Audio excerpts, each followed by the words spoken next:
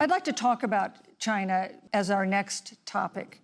We have no more complicated or consequential foreign relationship than the one with China.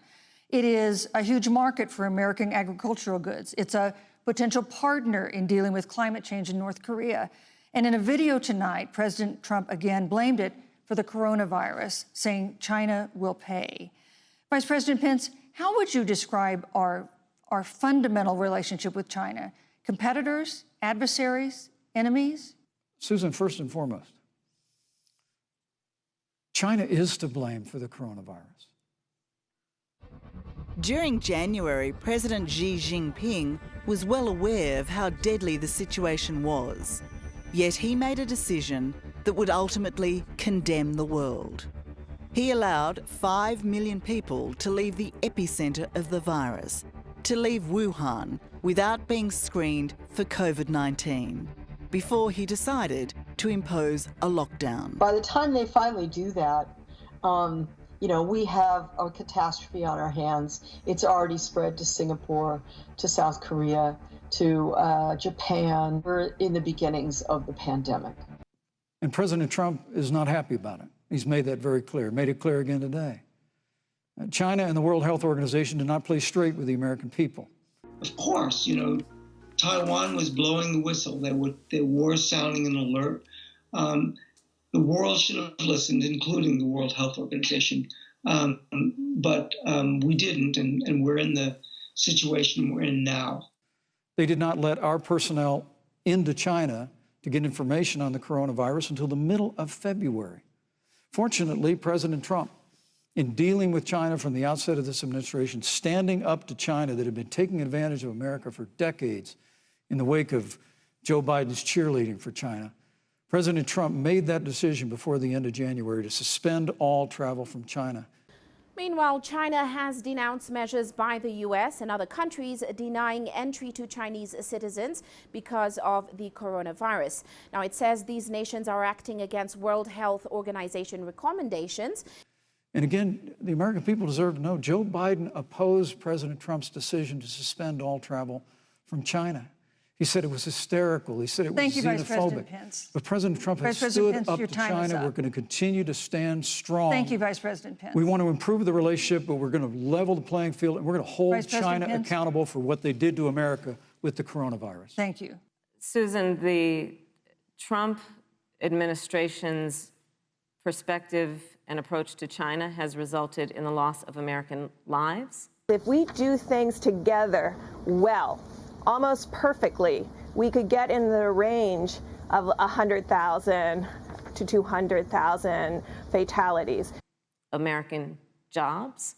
We didn't have King George Washington, and we don't have King Trump. We have President Trump. Certain responsibilities are state responsibilities. Health, welfare, quarantine, those are health responsibilities. Yeah. So the president should not even think of going there. And America's standing. Random people from 13 major nations were asked if they had confidence in these 6 world leaders to do the right thing regarding world affairs. Trump had the lowest average. And my response is probably the same as yours. Who gives a f? There's a weird obsession that President Trump has had with getting rid of whatever accomplishment was achieved by President Obama and Vice President Biden. For example, they created within the White House an office that basically was responsible for monitoring pandemics. They got rid of it. Not true. There was a team of disease experts that President Obama and Vice President Biden dispatched to China to monitor what is now predictable and what might happen. They pulled them out. And that's not true. According to the CDC, at the beginning of the year, we still had a team of 14 people on the ground in China. We now are looking at 210,000 Americans who have lost their lives. In their estimates, they had between 1.5 million and 2.2 million people in the United States succumbing to this virus without mitigation. Let's look at the job situation. We mentioned before the trade deal, the trade war, they wanted to call it, with China. it resulted in the loss of over 300 manufacturing jobs and a manufacturing recession, and the American consumer paying thousands of dollars more for goods because of that failed war that they called it. Then let's talk about standing. Pew, a reputable research firm, has done an analysis that shows that leaders of all of our formerly allied countries have now decided that they hold in greater esteem and respect Xi Jinping, the head of the Chinese Communist Party, than they do Donald Trump, the President of the United States, the Commander-in-Chief of the United States. This is where we are today because of a failure of leadership by this administration.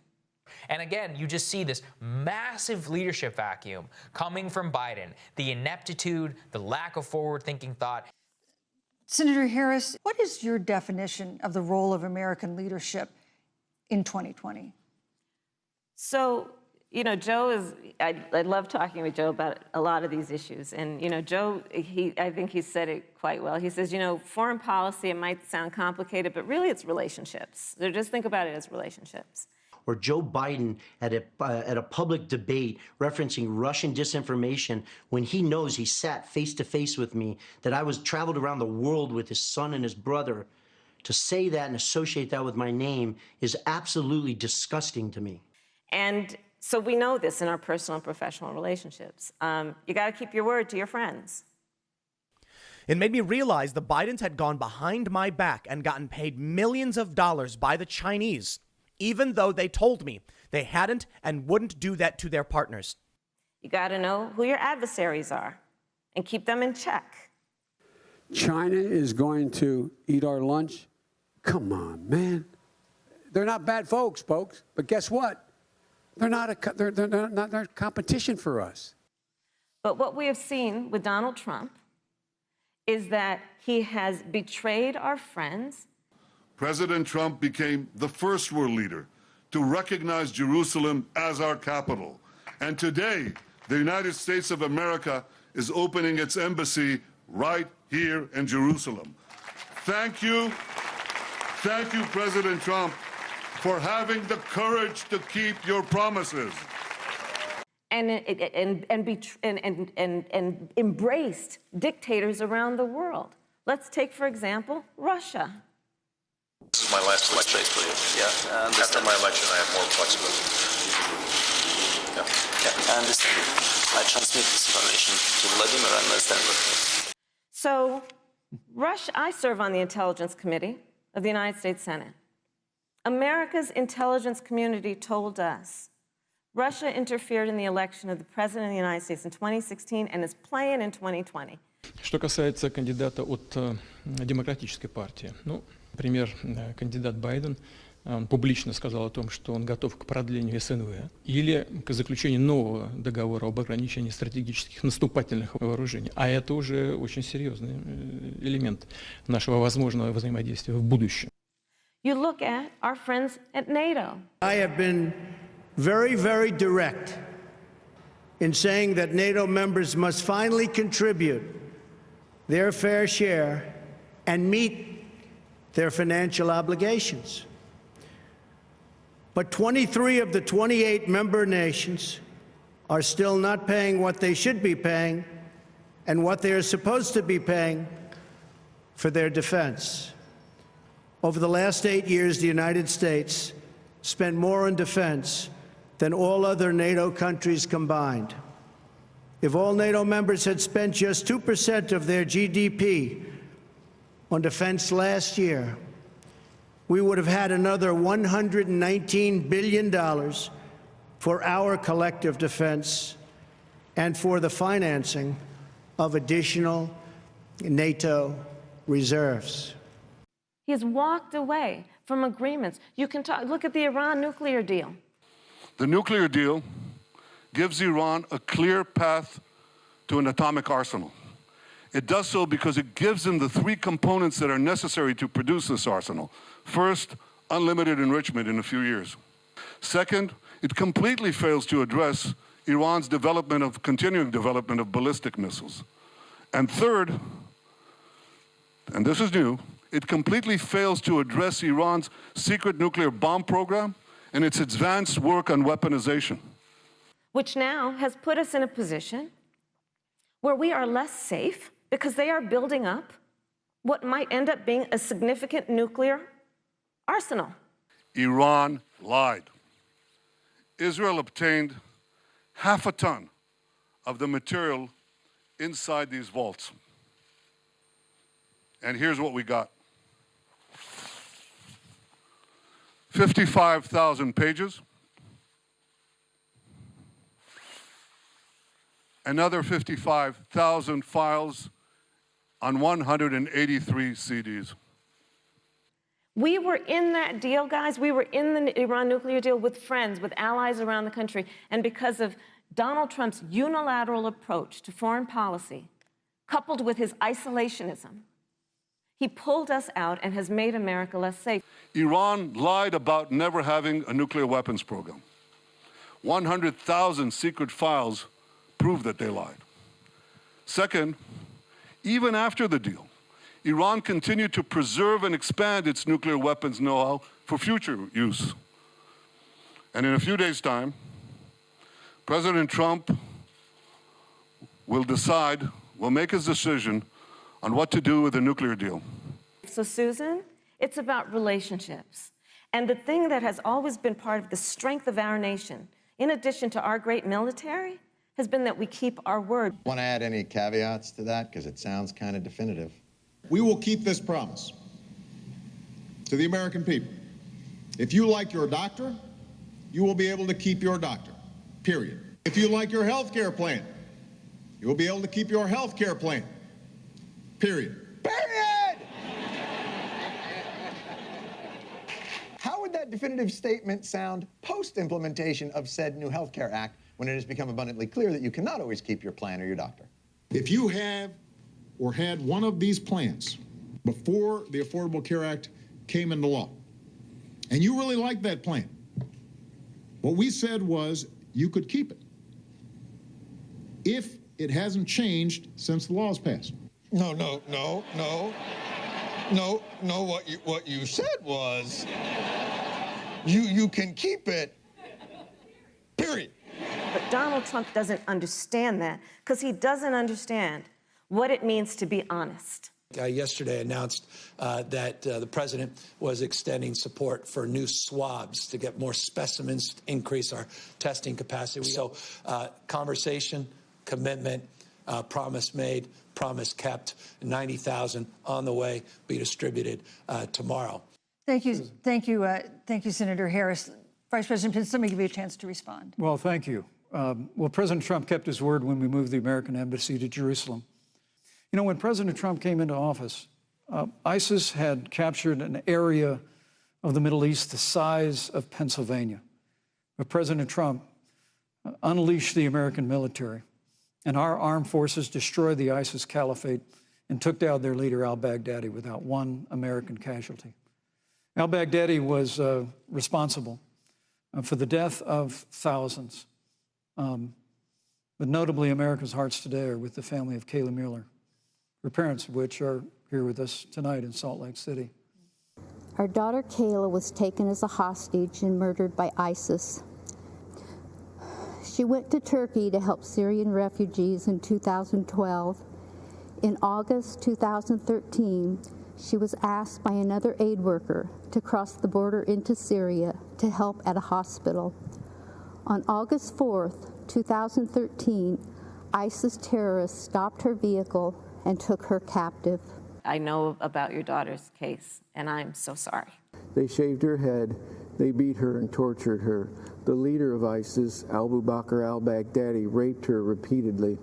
For 18 months, she endured. And we endured an agonizing back and forth between us, the Obama administration, and ISIS.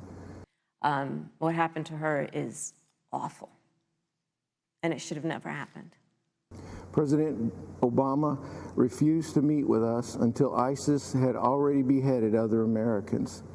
And I know that President Obama feels the same way. To this day, we've never heard from Joe Biden. And I know Joe feels the same way. The military prepared a rescue mission, but the White House delayed it. When Joe Biden was vice president, they hesitated for a month. And when armed forces finally went in, it was clear she'd been moved 2 days earlier. After 18 months of brutal torture, we learned from ISIS that Kayla had been killed. The Obama administration kept telling us they were doing everything they could, but their version of everything wasn't enough. Under President Trump, U.S. Army special operators conducted a raid on al-Baghdadi's compound. After we learned that al-Baghdadi was killed, we learned something else. The operators named themselves Task Force 814 after August 14th, Kayla's birthday.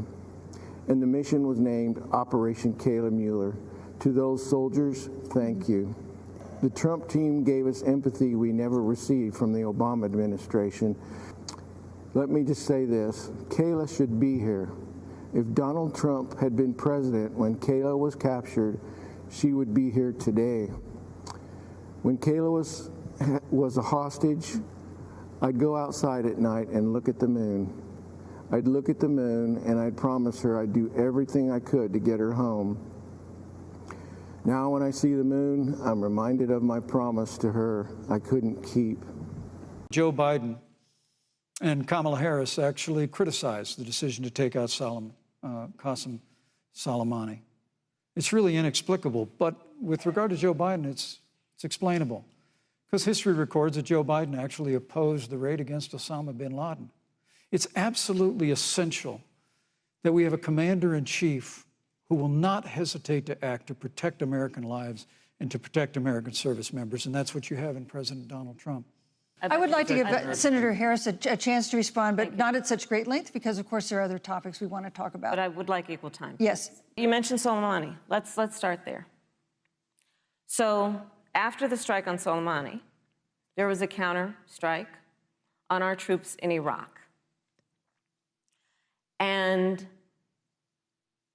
they suffered serious brain injuries. And do you know what Donald Trump dismissed them as? Headaches. And this is about a pattern of Donald Trump's, where he has referred to our men who are serving in our military as suckers and losers.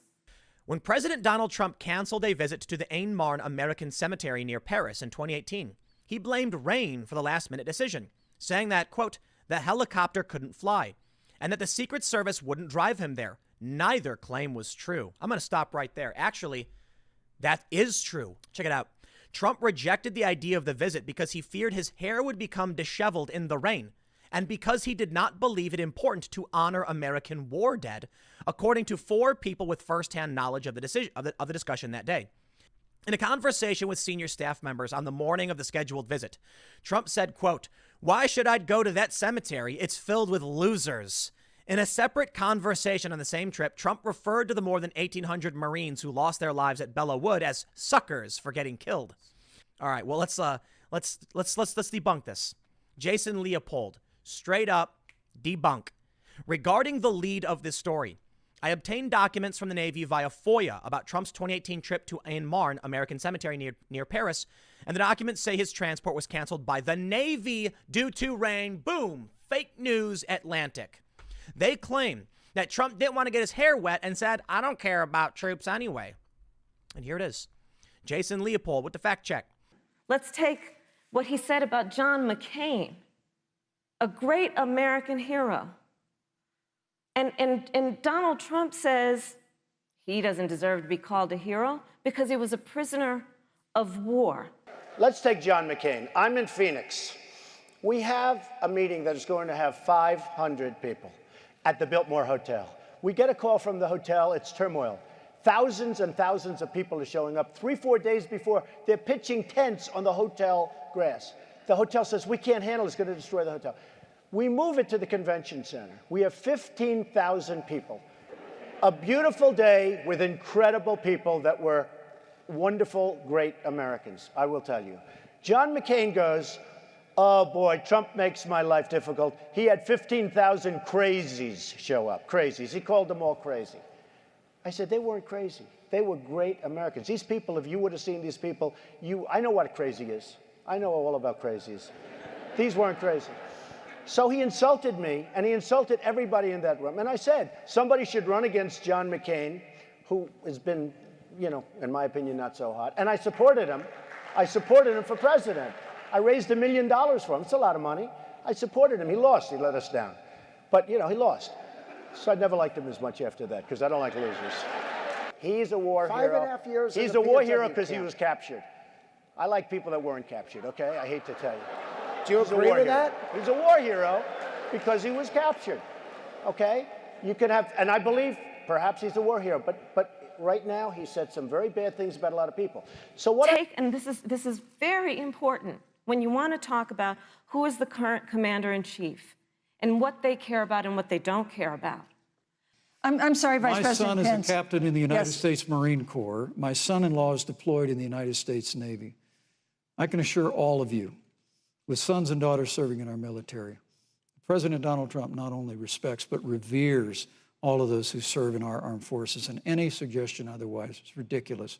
Public reporting that Russia had bounties on the heads of American soldiers. And you know what a bounty is?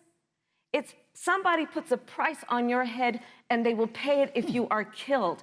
And Donald Trump had talked at least 6 times to Vladimir Putin and never brought up the subject. It's been widely reported that the US has intelligence indicating that Russia paid bounties or offered to pay bounties to Taliban fighters to kill American soldiers. You had a phone call with Vladimir Putin on July 23rd. Did you bring up this issue? No, that was a phone call to discuss other things, and frankly, that's an issue that many people said was fake news. And you've never discussed it with him? I have never discussed it with him, no. I would. I'd have no problem with it. But you don't believe the intelligence. it never It's because you don't believe the intelligence, that's why. It never reached my desk. You know why? Because they didn't think it was intelligence. They didn't think it was real. It was in your written brief, though. They didn't think it was worthy of. I wouldn't mind. If it reached my desk, I would have done something about it. It never reached my desk because. Do you read your written brief? I do. I have so many briefings on so many different countries, but this one didn't reach my desk. Joe Biden would never do that. Thank you. Joe Biden would, but Joe Biden would hold Russia to account for any threat to our nation's security or to our troops who are sacrificing their lives for the sake of our democracy and our safety. Thank you, Senator Harris. This is such an important issue, but we have other important issues as well. So I want to go ahead and move to the next topic, which is an important one, as the last topic was, and that is the Supreme Court. Are you and Joe Biden going to pack the court if Judge Amy Coney Barrett is confirmed? Harris also abused her power as California AG by obstructing the sale of Catholic hospitals in exchange for $25 million in political contributions from a union.